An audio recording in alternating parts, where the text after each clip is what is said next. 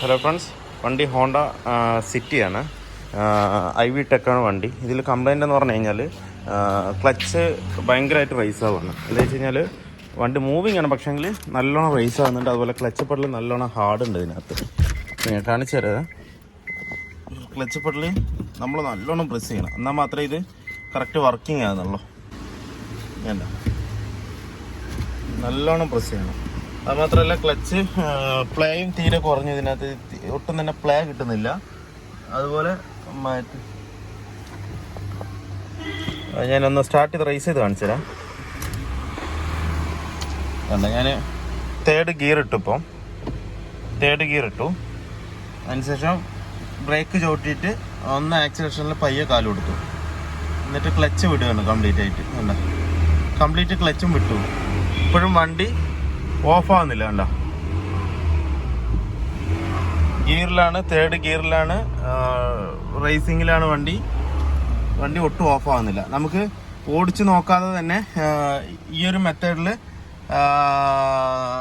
നമുക്ക് ക്ലച്ച് പോയോ ഇല്ല എന്നുള്ള കാര്യം നമുക്ക് അറിയാൻ പറ്റും. എന്ന് വെച്ചാൽ തേർഡ് ഗിയറിൽ ഇട്ടിട്ട് നമ്മൾ ബ്രേക്ക് ചവിട്ടിയിട്ട് ആക്സിലേഷൻ പയ്യെ കൊടുക്കുക, എന്നിട്ട് ക്ലച്ച് റിലീസ് ചെയ്യുക. നല്ല ക്ലച്ചൊക്കെ ആണെന്നുണ്ടെങ്കിൽ അപ്പം തന്നെ വണ്ടി ഓഫാവും.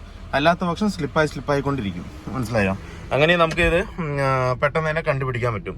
വണ്ടി ഏകദേശം കിലോമീറ്റർ 2,18,000 കിലോമീറ്റർ ഓടിയിട്ടുണ്ട് വണ്ടി. കണ്ടോ? അപ്പോൾ ഇതിൻ്റെ ക്ലച്ച് എന്തായാലും നമുക്ക് മാറ്റാം. ഇതിപ്പോൾ ഗ്യാസ് കയറ്റിയിട്ടുള്ള CNG കയറ്റിയിട്ടുള്ള വണ്ടിയാണ് ഇതിനകത്ത്. അപ്പോൾ എന്തായാലും നമുക്ക് ഗിയർ ബോക്സ് ഇറക്കിയിട്ട് ക്ലച്ച് സെറ്റ് എന്തായാലും മാറാം. ഗിയർ ബോക്സ് ഇറക്കാനായിട്ട് നമുക്ക് ഈ സൈഡിലുള്ള കംപ്ലീറ്റ് ഐറ്റംസ് നമുക്ക് പുറത്തിറക്കണം. എയർ ഫിൽറ്ററിൻ്റെ കേസ് കംപ്ലീറ്റും, അതുപോലെ തന്നെ ഡ്രൈവ് ഷാഫ്റ്റ്, ലോവർ ആം പിടിയിക്കണം, ഡ്രൈവ് ഷാഫ്റ്റ് പിടിയിക്കണം, അതുപോലെ എഞ്ചിൻ മൗണ്ടും പിടിയിച്ച് അതിൻ്റെ ചുറ്റ് ബോൾട്ട് അഴിച്ച് കഴിഞ്ഞാൽ നമുക്ക് ഈ സൈഡ് നമുക്ക് ഗിയർ ബോക്സ് പുറത്തെടുക്കാൻ പറ്റും. ഈ ഗിയർ ബോക്സ് പുറത്ത് എടുത്തതിന് ശേഷം നമുക്ക് ക്ലച്ച് സെറ്റ് അഴിക്കുക. എന്നിട്ട് അത് ഞാൻ കാണിച്ചു തരാം. ക്ലച്ച് സെറ്റ് എത്രത്തോളം അതിനകത്ത് തേയ്മാനം വന്നിട്ടുണ്ടെന്നുള്ളത് ഞാൻ അഴിച്ചിട്ട് ഞാൻ കാണിച്ചു തരാം. എന്തായാലും നമുക്ക് ഈ ഗിയർ ബോക്സ് ഇപ്പോൾ ഇറക്കി താഴെ വയ്ക്കാം. അപ്പോൾ നമ്മൾ ഗിയർ ബോക്സ് അഴിച്ച് പുറത്തെടുത്തിട്ടുണ്ട്. ഇതിൻ്റെ ഫ്ലൈ വീലിന് വലിയ ഡാമേജ് ഇല്ല. മറ്റേ തേഞ്ഞ് ഓടിയതിൻ്റെ ഒരു ബേണായതിൻ്റെ ഒരു ഇത് മാത്രമേ ഉള്ളൂ. എന്ന് വെച്ചാൽ നമുക്ക് നല്ലോണം എമരേറ്റൊന്ന് ക്ലീൻ ചെയ്ത് അറിയാവുന്നതേ ഉള്ളൂ. അതൊന്ന് ക്ലീൻ ചെയ്തെടുക്കാം. അതുപോലെ തന്നെ ഗിയർ ബോക്സിൽ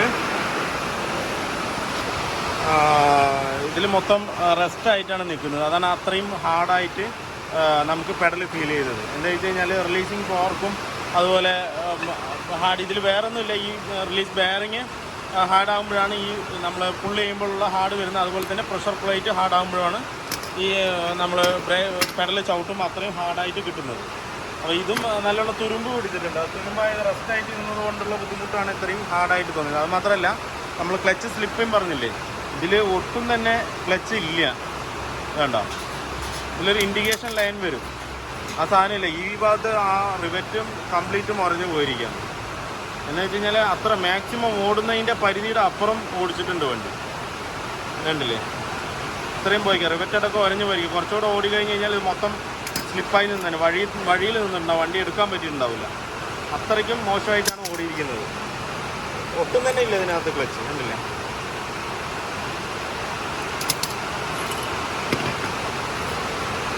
നമ്മളിപ്പോൾ പുതിയ ക്ലച്ച് എടുത്തിരിക്കുന്നത് വന്നിട്ട് നമ്മൾ റിലീസ് ബെയറിംഗ് എടുത്തിരിക്കുന്നത് ഹോണ്ടയുടെ ഒറിജിനൽ പാർട്സ് തന്നെയാണ് എടുത്തിരിക്കുന്നത്. റിലീസ് ബെയറിംഗ് ഇതാണ് വരുന്നത്, റിലീസ് ബെയറിംഗ് പുതിയത്. അതുപോലെ ക്ലച്ച് സെറ്റ് വന്നിട്ട് XTD ആണ് ക്ലച്ച് സെറ്റ് എടുത്തിരിക്കുന്നത്. എന്ന് വെച്ചാൽ ഓയി വരുന്ന കമ്പനിയാണിത്. അതുകൊണ്ട് തന്നെ നമ്മൾ ഈ ഒരു ക്ലച്ച് സെറ്റ് തന്നെയാണ് യൂസ് ചെയ്തിരിക്കുന്നത്. ഇതിൽ കണ്ടില്ല ലൈൻ എങ്ങനെ ഇരിക്കുന്നത്, എത്ര തിക്നെസ്സാണ് വന്നിരിക്കുന്നത്. അത് ഒരഞ്ഞൊരഞ്ഞ് തേഞ്ഞ് ഒന്നുമില്ലാതായിരിക്കണം. അപ്പോൾ എത്രത്തോളം യൂസ് ചെയ്തിട്ടുണ്ടാവും അത്. അപ്പോൾ എന്തായാലും നമുക്കൊന്ന് പക്കയായിട്ട് ക്ലീൻ ചെയ്തിട്ട് ഈ അസംബ്ലി കയറ്റാം. അതുമാത്രമല്ല, ഇതിൻ്റെ സർഫസ് നമുക്ക് തിന്നറോ ഇല്ലാന്നുണ്ടെങ്കിൽ പെട്രോളിൻ്റെ അംശമുള്ള എന്തെങ്കിലും ഇട്ടിട്ട് ക്ലീൻ ചെയ്തിട്ട് വേണം കയറ്റാൻ. ഏകദേശം ഓയിലിൻ്റെ അംശം ഇതിനകത്തുണ്ട്. അപ്പോൾ നമ്മൾ വീണ്ടും സ്ലിപ്പാകാൻ സാധ്യത കൂടുതലാണ്. അപ്പോൾ അത് പക്കയായിട്ട് ക്ലീൻ ചെയ്തിട്ട് വേണം ഇനി ഇത് കയറ്റാനായിട്ട്. അപ്പോൾ നമുക്ക് ഇതെന്തായാലും ക്ലച്ച് സെറ്റ് കംപ്ലീറ്റ് അതിനകത്ത് കയറ്റാം. നമുക്ക് ഹോണ്ട സിറ്റിയുടെ വർക്ക് കംപ്ലീറ്റ് ആയിട്ടുണ്ട്. ക്ലച്ച് സെറ്റ് ഇരുട്ടായി, രാത്രിയായി കഴിയുമ്പോഴത്തേനും. എന്താ വെച്ച് കഴിഞ്ഞാൽ കുറച്ച് തിരക്കുണ്ടായിരുന്നു, അതുകൊണ്ട് നിന്നതാണ്.